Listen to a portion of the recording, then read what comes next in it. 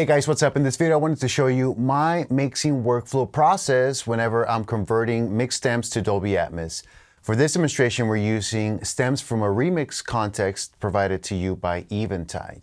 My purpose is to show you guys the workflow of how to take stems and how to convert, or how to think about creating a spatial audio Dolby Atmos mix. All right, cool. So we got the stems here in Pro Tools. Let me go ahead and play the track for you.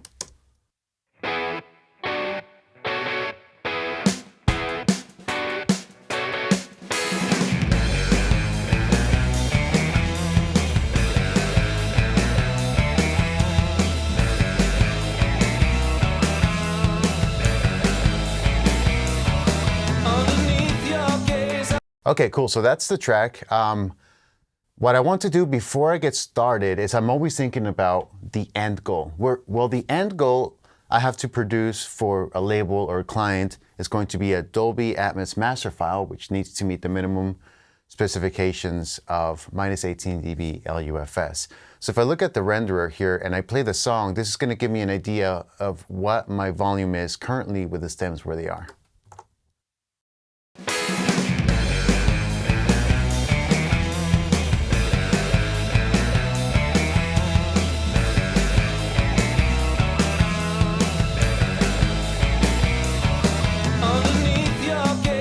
Okay, so we're hitting the ballpark. I'm gonna go to Dadman. This is a control panel for the Avid Matrix Studio. The Avid Matrix Studio is a Dolby Atmos enabled audio interface that does all the routing for you, and it's got DSP for EQ and time alignment for the speakers. And what I'm gonna do here, instead of using the volume knob, which I have control here, I'm gonna hit Ref. And what this does is that this nulls the volume knob. I have no control over it, and it puts the volume knob basically at unity.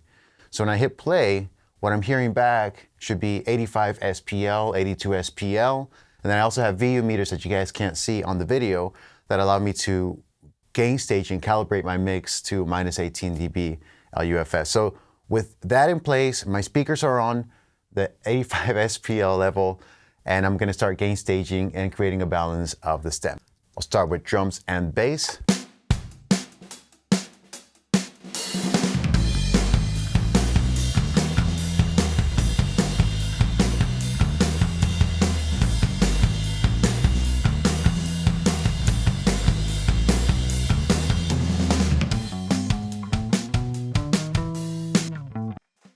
There's some drum effects here. Let's go ahead and start thinking about our spatial audio.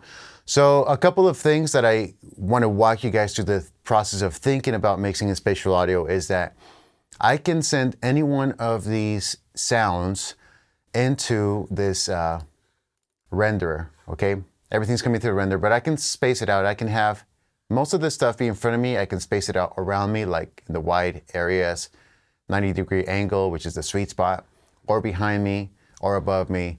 So when I'm thinking about mixing this way, I can either create a send and basically keep that sound in front of me, but then send a little bit of it out to the other speakers, or I can create it into an object and like move it around virtually.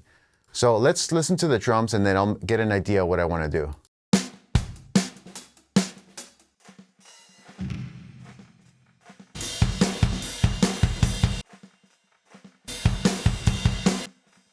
Okay, so this is what I want to do. I want to create an object out of this track. I'm going to use an object with the far settings, on the binaural settings set to far. And I'm going to enlarge this, make the size larger, and I'm going to raise the height. So what that's going to do is that's going to place that sound here on the listening position, like right above the eye. Somewhere around there. So now this is being reproduced by the two speakers in front of me, the L and R, and then also the front overheads. So now I'm taking the drum effects and I'm elevating them, and now I'm gonna listen to that in context with the dry drums.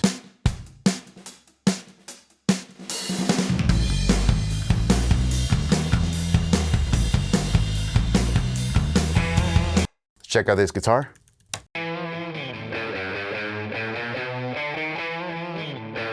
There's two guitars.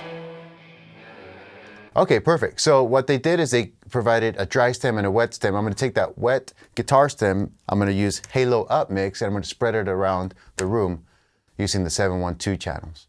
So for this, I'm going to switch it to the bed.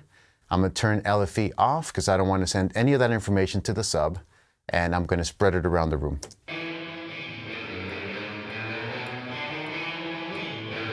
I can also adjust the height.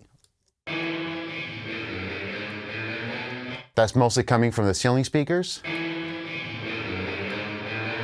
And that's mostly coming from the surround speakers.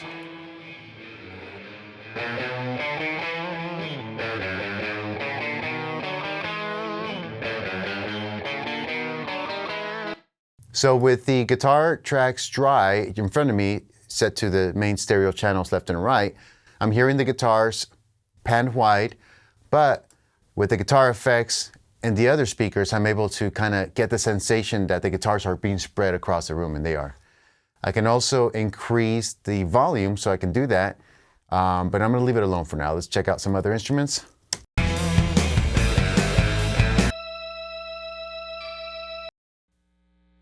And there's a hum right there, you hear that? Let's go ahead and eliminate that.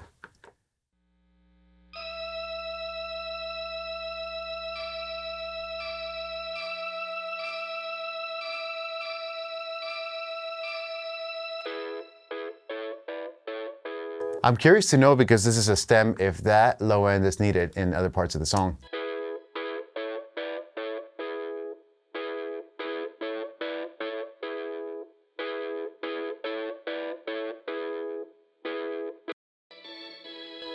Okay, it's like that, cool.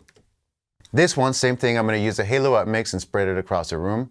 In fact, no, I'm not gonna do it. I'm gonna use the Pentio plugin. This is another plugin that allows you to basically take a stereo stem and spread it across the room. So for this one, I will do, again, 712. Okay, we'll switch the output on this track to the bed. There it is. And then I can use these dials. If I crank this volume up, you'll see here on the visualizer, if I crank this volume up, it's gonna spread it from in front of me, the LR, to the side channels.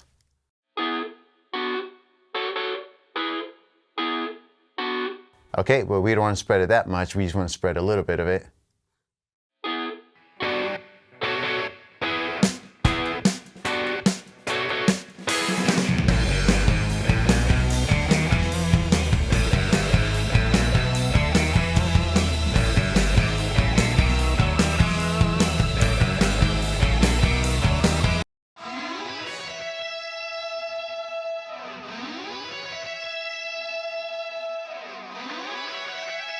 Okay, and I'm going to basically pan these guys like on these speakers right here. So I have, I'm sending it to the front, but I'm also going to use an aux send and send them to the speakers at the 90-degree angle.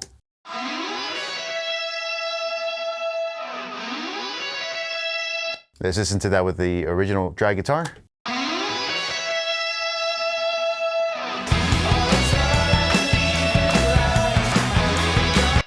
All right, guys, so that's all the time that we have for this video. Hopefully this gives you some insight on how to think about mixing in Dolby Atmos and spatial audio.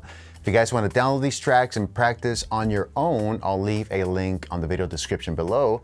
Also, if this is your first time watching, I'd invite you to download my free guide to mixing vocals. You can find that link also on the video description below. It's a guide on tips and tricks on what my process is to mix vocals, edit, time align, and all that good stuff.